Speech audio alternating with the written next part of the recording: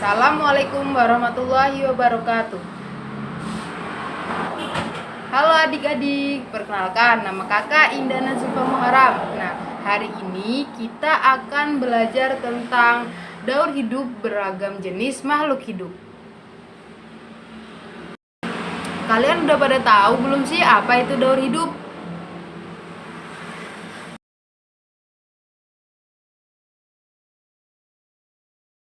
Daur hidup adalah fase pertumbuhan dari lahir, lalu bertumbuh dewasa, lalu hingga menghasilkan keturunan. Nah, fase yang berulang-ulang tersebut dinamakan daur hidup. Kalian tahu nggak daur hidup itu dibagi menjadi dua? Yang pertama yaitu metamorfosis dan ametamorfosis atau daur hidup tanpa metamorfosis. Nah, pertama-tama kita akan belajar tentang metamorfosis. Metamorfosis sendiri itu dibagi menjadi dua adik-adik, yaitu metamorfosis sempurna dan metamorfosis tidak sempurna. Nah adik-adik, perbedaan dari metamorfosis sempurna dan metamorfosis tidak sempurna yaitu terjadi pada tahapannya. Jika metamorfosis sempurna itu memiliki 4 tahapan perubahan, sedangkan metamorfosis tidak sempurna memiliki 3 tahapan perubahan. Di sini siapa yang tahu apa saja 4 fase metamorfosis sempurna?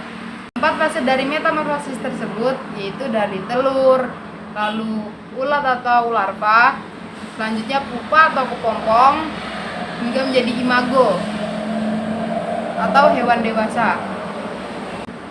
Nah, kalau metamorfosis tidak sempurna mengalami 3 tahapan. 3 tahapan itu apa aja? Ayo.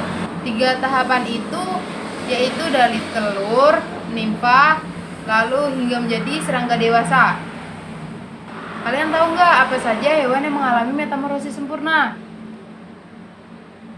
Nah iya betul, yaitu kupu-kupu, lalat, lalu lebah.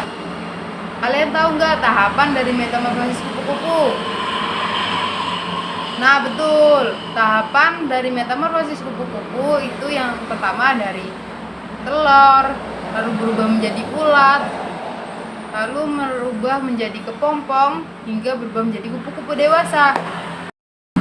Nah, daur hidup pada kupu-kupu yaitu dimulai dari telur. Telur berubah menjadi ulat, lalu ulat memakan banyak dedaunan sehingga tubuhnya menjadi gemuk. Nah, pada masa diam ini, ulat yang berada dalam kepompong berubah menjadi kupu-kupu. Lalu, kupu-kupu keluar dari kepompong dan akhirnya ia memulai daur hidupnya kembali. Nah, yang kedua yaitu katak. Katak berawal dari telur. Telur yang berubah menjadi kecebong. Kecebong kecil tersebut bernafas menggunakan insang.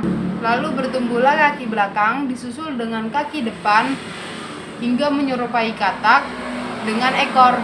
Lalu ekor katak akan semakin mengerut dan akhirnya katak muda menjadi katak dewasa yang bernafas dengan paru-paru dan kulit. Untuk hewan yang mengalami metamorfosis tidak sempurna, itu kita ambil contoh belalang dan kecoa.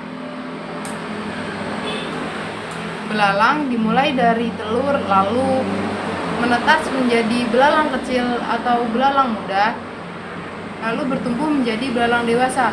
Nah, pada fase belalang muda ke belalang dewasa itu memiliki perbedaan pada bentuk sayap atau ukuran dari tubuh belalang tersebut.